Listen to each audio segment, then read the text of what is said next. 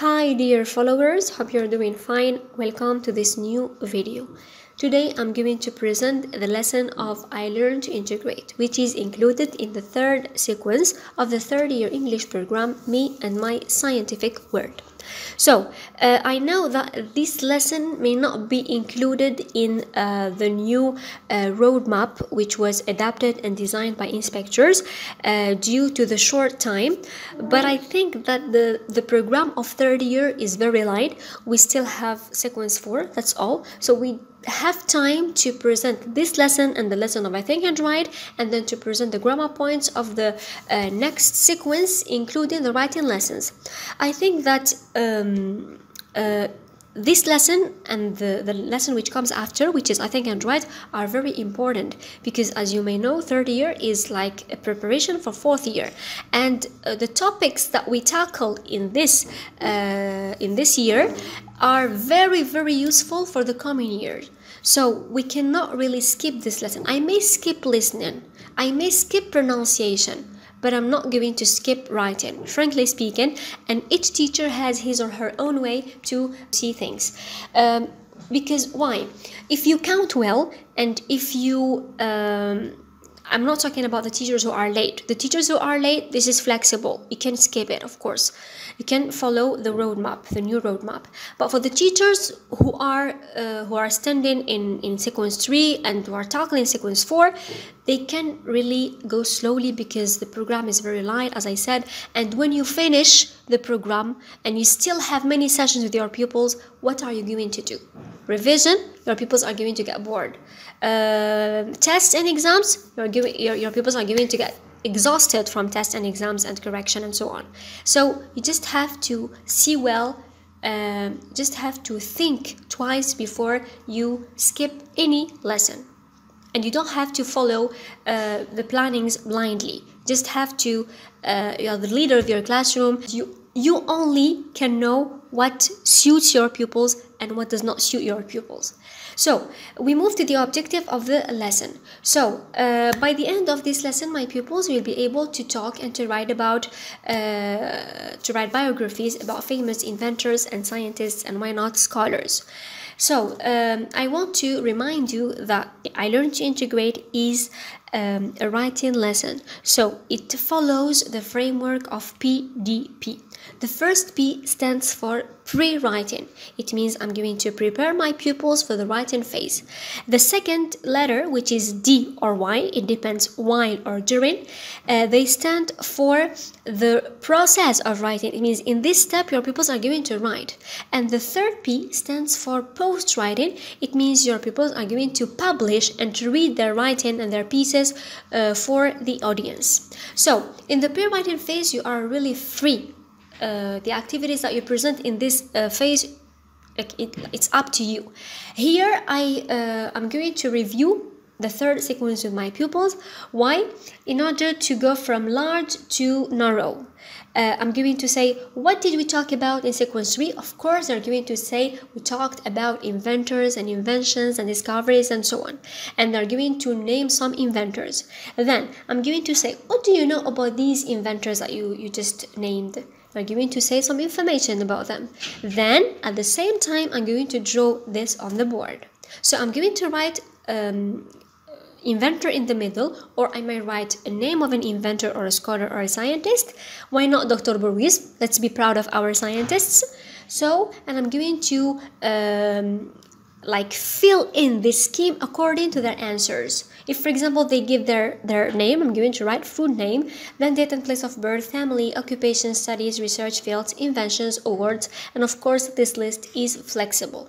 So then you're going to explain to your pupils, while talking about all this, while mentioning all these points, we're dealing with biographies. What is a biography? They may explain, they may make the comparison between French.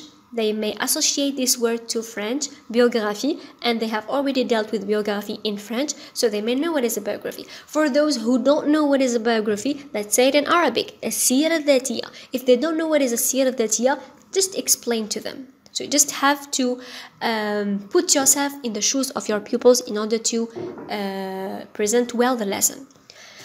Then, this is in a part. In another part of the board, I'm going to write the instruction. Before I write the instruction, I'm going to make a short introduction, and I'm going to say it somehow orally. So, my dear pupils, it is the National Inventors Day in Algeria, and we are going to celebrate this event. We are going to write Dr. Bourwi's biography and present it on data show. The best work will be awarded. Here, your reward should be achievable, should be feasible, should be doable. Don't say you're going to be awarded prizes or I don't know, medals or whatever. No, just you have to be like realistic while presenting the context of the instruction. Then after that, I'm going to write the instruction on the board, and your pupils have to write it on their copybooks.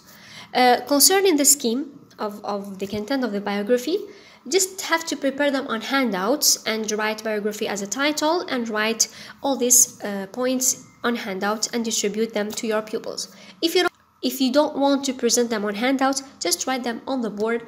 Just write it on the board and make your pupils write it on their copybooks. Then, after they finish, we are going to say that a biography has an outline. Of course, you're going to speak about full name, family name, occupation, studies, research, but how are you going to present these ideas in your piece, on your paper? So this is the outline. What is an outline? It's the plan of your biography. What is the plan? It means what are you going to write in each paragraph? So to write a biography, this must be done in handouts. This must be presented on handouts. Otherwise you're going to waste time. 45 minutes won't be enough, of course. So here you're going to explain each item you present. Personal pronouns and words referring to inventors to avoid repetition. Like he, like she if you talk about a woman, and of course his, her, and of course you're going to say words referring to inventors. For example, Ibn Khaldun, this great scholar, this famous scholar, Dr. Bourwi, this Algerian inventor, this well-known man. You have to give your pupils vocabulary. Then, vocabulary related to science and technology, of course, research, mathematics, physics, fields, and so on. Past simple tense and past continuous, and here I'm going to explain when to use past simple, when to use past continuous, and when to use present simple, because this is very important and this is the basic of grammar. And of course you're going to tell them that they have to write relative pronouns. They're going to use the grammar points that we dealt with in the sequence in writing their pieces. So relative pronouns, you have already dealt, my dear pupils, with the relative pronouns, who are which and who, so just employ them in your pieces. Sequencers and chronological markers, of course, to organize your paragraph, especially for Ibn Khaldun. So we just need sequencers in order to say what happened first, what comes after, and so on. Adjectives, of course, if you talk about a famous scholar and if you write a biography, you have to mention some positive adjectives. And of course, prepositions for places and dates. Of course, you have to explain to your pupils that when you talk about months, you write in. When you talk about dates, you write in. Of course, years. When you mention the day, for example, November 1984, for example, you write in. But if you mention the day, which day in November, you put on. And this is very important. Concerning places, you put in. After explaining all this outline, you're going to use the book. Of course, you're free. I may say that you may not compulsory talk about Bourwi. You may choose another scholar or scientist, you're free. But if you talk about Bourwi, you're going to use your book. Here it contains publications, patents, and awards of Dr. Bourwi are given to use in your piece. And of course, you're going to explain what is publication, what is a patent, and what is an award. After that, you move to the layout. What is the layout? It means each part. What does each part contain? Of course, you're going to give them the introduction. If you want to use the one of the book, you're free. If you don't want to use the one of the book, you're going to present your own introduction to help your pupils.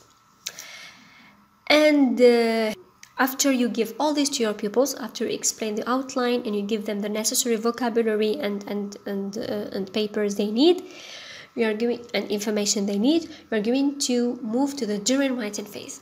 In the during writing phase, we are going to set groups, of course, of 3, 4, or in pairs, and you're going to design the task of each member. The one who has a good handwriting is going to write. The one who has a good pronunciation is going to publish by the end of the writing. We're going to read for the audience. The one who has ideas, we're going to use his rough paper or her rough paper in order to write down his ideas, and so on. So just have to make your pupils feel that they are useful. Each member of the group is useful, even the weak ones. And they're going to set time. Of course, time is very important, and you're going to guide. You're going to move from group to group in order to give them vocabulary and to say what went great, what went wrong. And then you make them write. After that, we move to the post-writing phase.